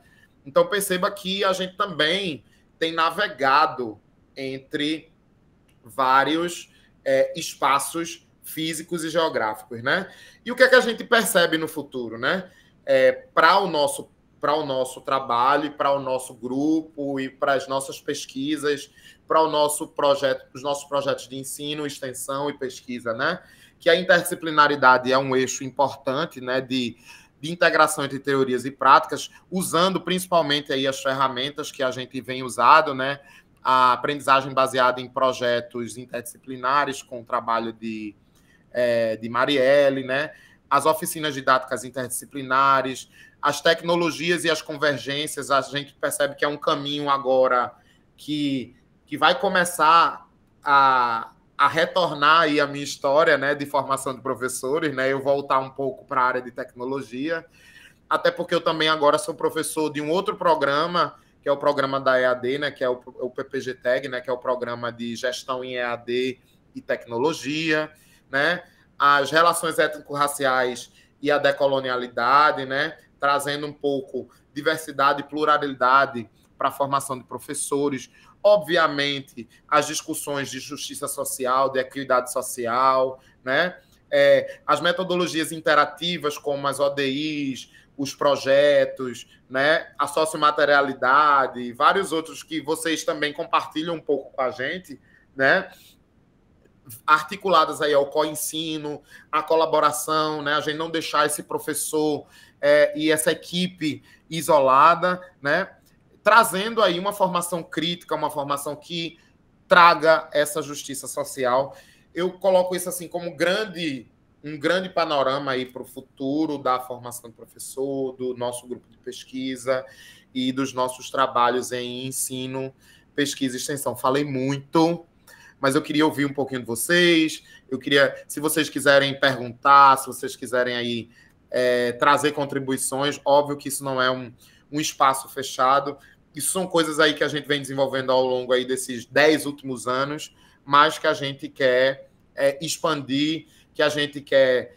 E a gente vem fazendo, né, essas articulações aí com outros grupos de pesquisa, mas a gente quer se articular ainda mais, tá? Né? Com o grupo, com o programa Polinizar, né? E com vários outros programas e grupos de pesquisa.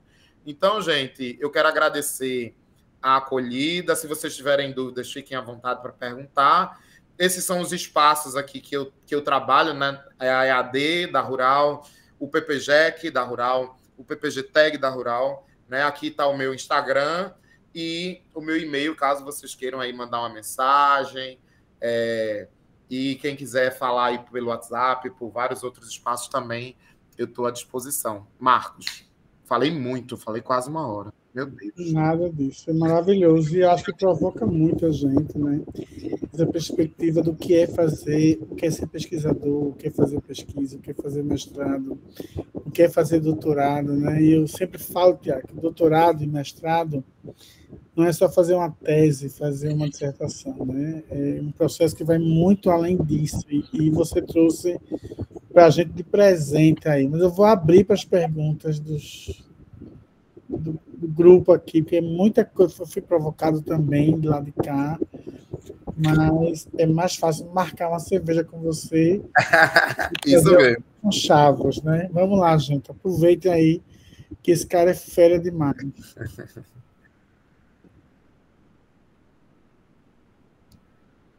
Bem, se todo mundo está quieto, né? Ou todo mundo aprendeu tudo, ou ninguém aprendeu nada. Mas, assim, estou à disposição, viu, gente? E, lógico, tem alguns caminhos que a gente está começando a traçar, né? E tem alguns desafios, né? Ô, professor. Oi, desculpa. Peraí, deixa eu ver aqui quem é que está falando. Deixa eu fechar essa apresentação melhor, né? Oi, Gustavo. Desculpa interromper. Quais foram as dificuldades que o senhor enfrentou, por exemplo, na Serra Talhada, naquela cidade que teve um nome, que é um nome bem peculiar? Calumbi? Calumbi. Parece até um pouco indígena, né? Mas Calumbi é território indígena, né? Olha. Não somente Calumbi, como quase todas as cidades ali da região do Pajeú, elas são territórios indígenas, né? E assim, a gente tem muitos desafios ali naquela região, né? E hoje o curso de pedagogia, que é o curso que eu trabalho, EAD, a gente tem polo em Triunfo e tem polo em Salgueiro, né? E assim, os desafios são muitos, desde a questão física, assim, material, econômica, financeira, né? Para a gente desenvolver as nossas pesquisas, deslocamento das pessoas, né? Eu acho que, assim, a gente entrar num movimento de reflexão sobre as nossas próprias práticas é também um movimento muito difícil, sabe? Da gente inculcar nesses professores e nessas pessoas que estão ali na prática pedagógica, né, desenvolvendo as suas atividades nas escolas, de elas começarem a refletir as próprias práticas e sobre as próprias práticas, né? Eu acho que quando a gente chegar nesse movimento, né, de aproximação entre a universidade e a escola, né, de aproximação entre teoria e prática, de aproximação entre esses diversos sujeitos, entre saberes populares e saberes científicos, que a gente vai conseguir uma mudança muito significativa ali nesses espaços escolares. Os desafios são muitos. E, assim, como eu falei, desde questões muito básicas, até como assim, a gente conseguir reunir as pessoas dando toda a infraestrutura possível para que aquelas pessoas estejam ali, né, para discutir, para trabalhar com a gente, até processos reflexivos, processos políticos, né? Isso realmente é muito difícil.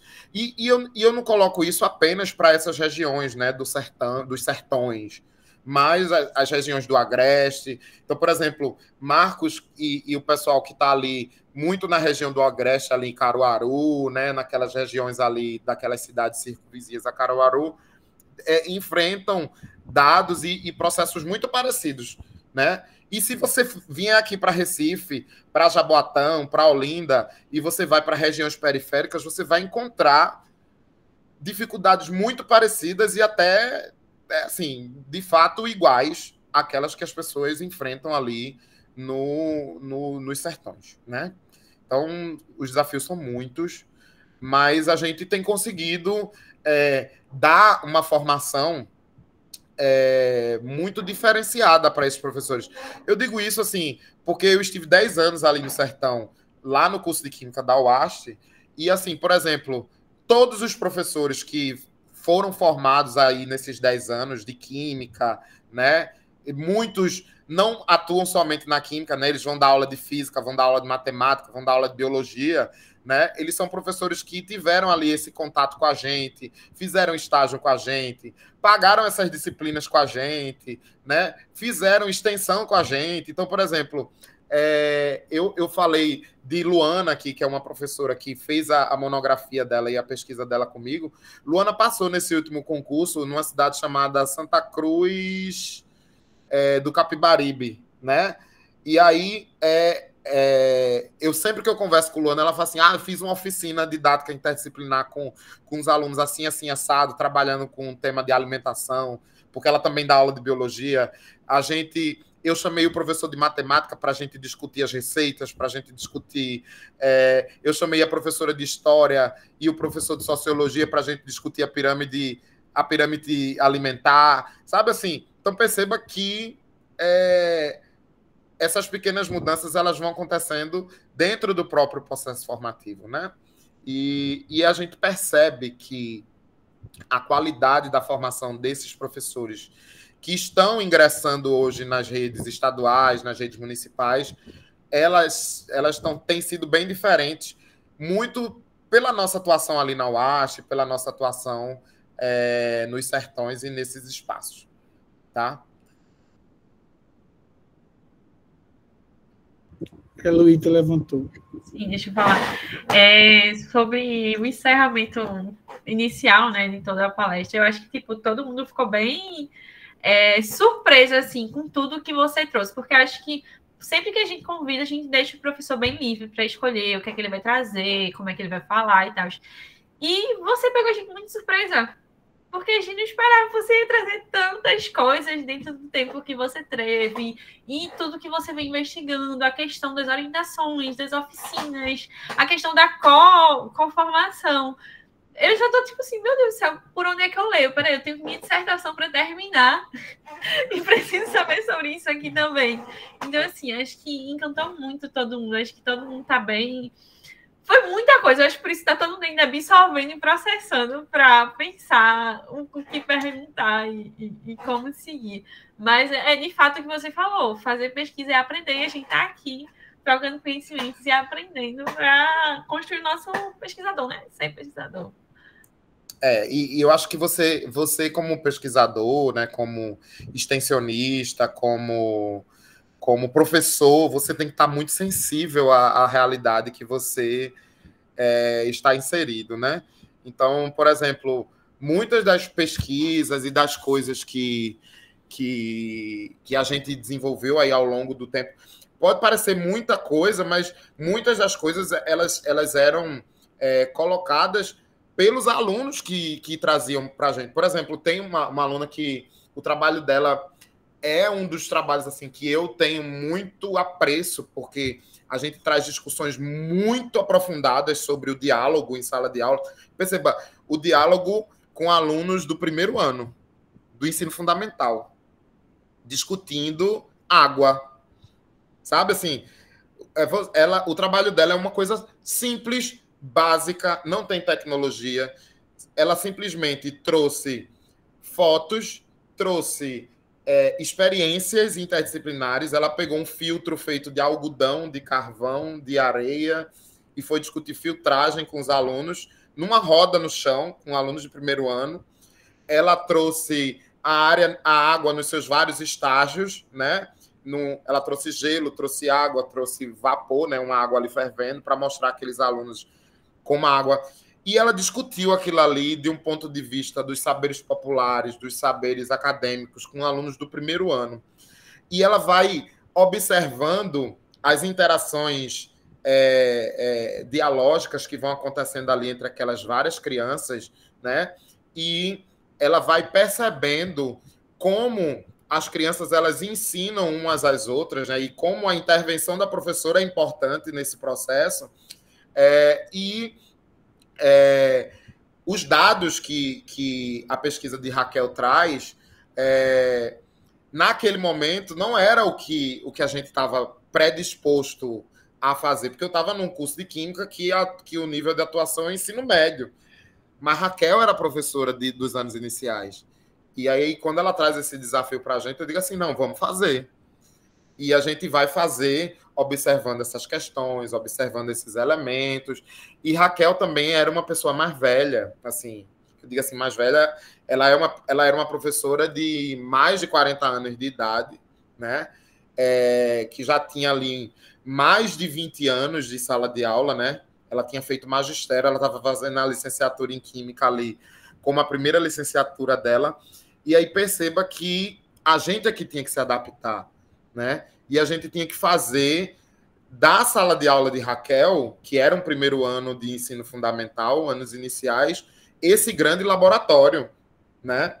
E perceba que a pesquisa de Raquel, ela vai servir hoje de fundamento, de parâmetro para a pesquisa de doutorado de Raíssa, né? Que vai analisar ali as interações dialógicas entre o professor de Química, o intérprete de Libras e o surdo, e o aluno surdo, né? Então, perceba que a gente tem ali vários movimentos, e uma construção articulada àquela realidade, ela vai dando, e ela vai sendo cenário, ela vai sendo palco para a gente ir construindo outras pesquisas e outras investigações, né, e outras provocações, né? Então, eu acho que a gente consegue, né, fazer muita coisa quando a gente se conecta com essa realidade, né? Então, perceba, eu vou para o museu do Cangaço porque eu estou ali em Serra Talhada, né? Obviamente, se eu fosse pensar essa pesquisa para os dias atuais, eu iria para um Passo do Frevo, porque eu estou aqui em Recife, ou eu iria para o Observatório, porque a gente tem esse espaço aqui, ou eu iria... Vocês entendem, assim, eu iria para o Museu da Cidade do Recife, para o Museu do Homem do Nordeste, entende? Assim, se a gente fosse fazer uma pesquisa sobre educação, como é o caso de Andresa, né? De Andresa, que está trabalhando com as relações étnico-raciais, Andresa vai para Igaraçu até o momento, né, Andresa? Que é uma cidade o quê? Que é uma cidade litorânea, uma cidade que trabalha com mangue, que a escola está muito perto do mangue, né? Que esses professores usam o mangue como um espaço educativo e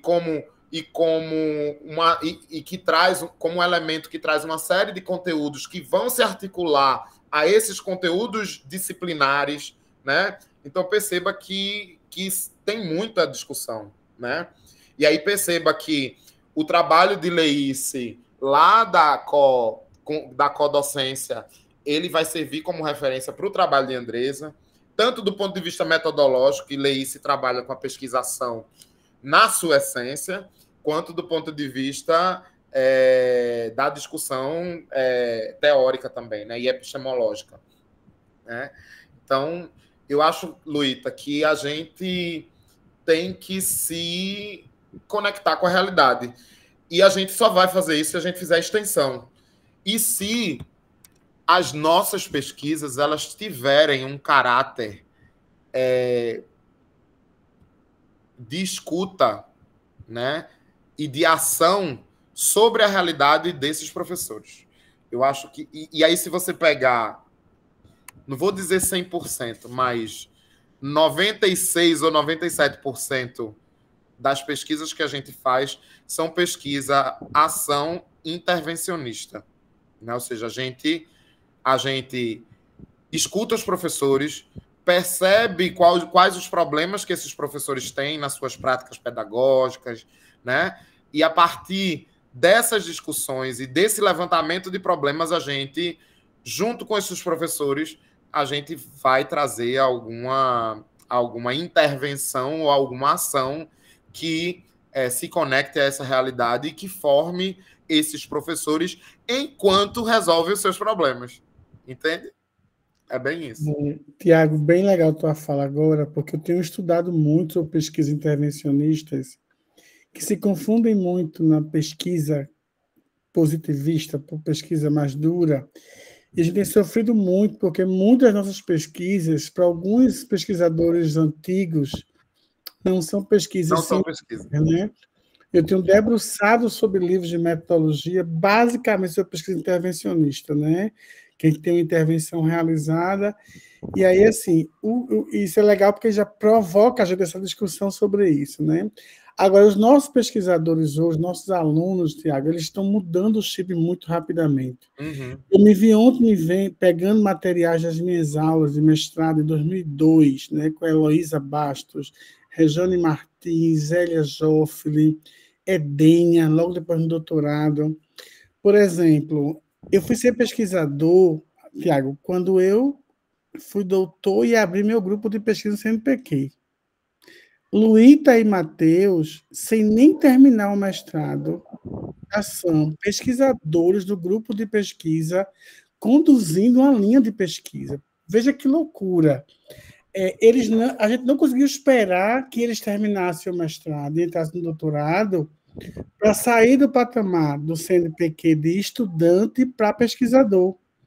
Porque eles têm tanta base sólida sobre pesquisa que a gente não consegue ficar naquele lugar colonial de que só o doutor pode ser pesquisador no CNPq, entendeu? Isso aí, mas logicamente, né? Luíta terminou a graduação, já no mesmo ano passou no mestrado, e nem acabou o mestrado, já passou no concurso do Estado de Pernambuco como professora efetiva.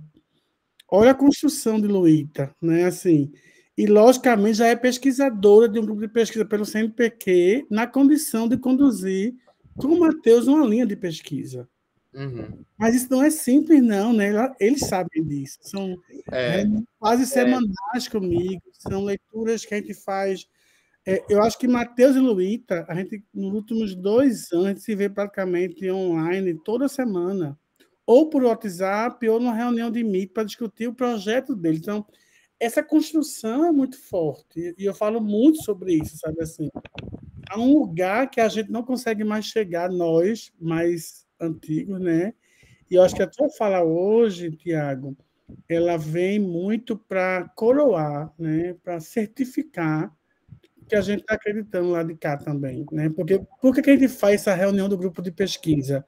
Aí você bem sincero a você, para poder estimular meus alunos a não se perderem nas pesquisas. Então, eu faço 2 vezes por mês um encontro, uma vez comigo e uma vez com gente de fora, e nesse movimento, o intuito é único, é que os mestrandos e doutorandos e os alunos da graduação, eles não se percam, e eles recebam como combustíveis a fala de você, né? Então, assim, acho que você traz isso muito forte para a gente hoje, né? Assim, a sua multiplicidade, né? Logicamente, você trabalha muito, a gente consegue ver nas pesquisas, na quantidade de orientação, em projetos envolvidos, mas é esse lugar que eu vou vendo, sabe, assim.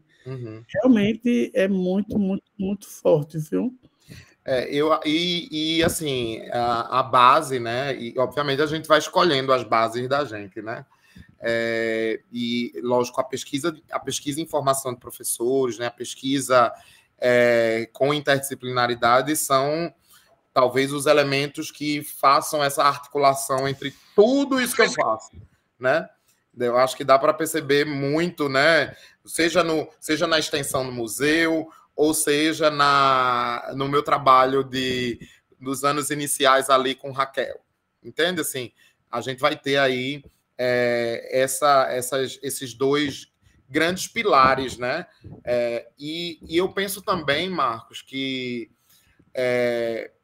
essa ideia da gente não se perder, né?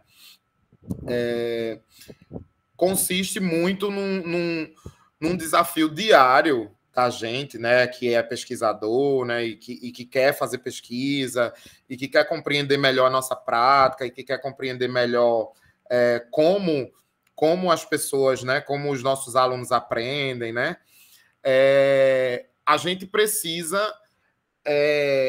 navegar contra a maré um pouco, assim, sabe? Eu penso que como estudante, como pesquisador, não sei se vocês perceberam, né? Quando eu boto assim, o que eu quero quando eu ensino, o que eu quero quando eu estou ensinando, eu boto aprender, eu quero aprender, né? O que eu quero quando eu pesquiso, eu quero aprender, sabe assim? O que eu quero quando eu faço extensão, eu quero aprender. Mas eu vou aprender o quê na extensão? Eu vou aprender com a comunidade. Então, quando eu vou para Calumbi, que eu olho 2 mapas de Calumbi, um mapa de 1970 e um mapa de 2023, e eu percebo a mudança, o impacto social da ação do homem, social só não, ambiental e social e parará, da ação do homem. E aquilo ali é palco de sensibilização ambiental e palco da formação desses professores, né? Eu aprendo com isso, né? Ao mesmo tempo que eu faço uma pesquisação com alunos que estão ali numa disciplina de divulgação científica e eles dizem assim, olha, eu quero fazer uma intervenção para que a gente ajude as pessoas a entenderem melhor o impacto do isolamento social.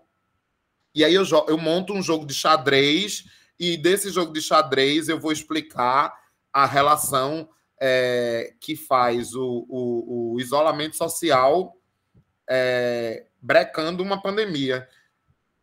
Eu aprendo com isso. Entende assim?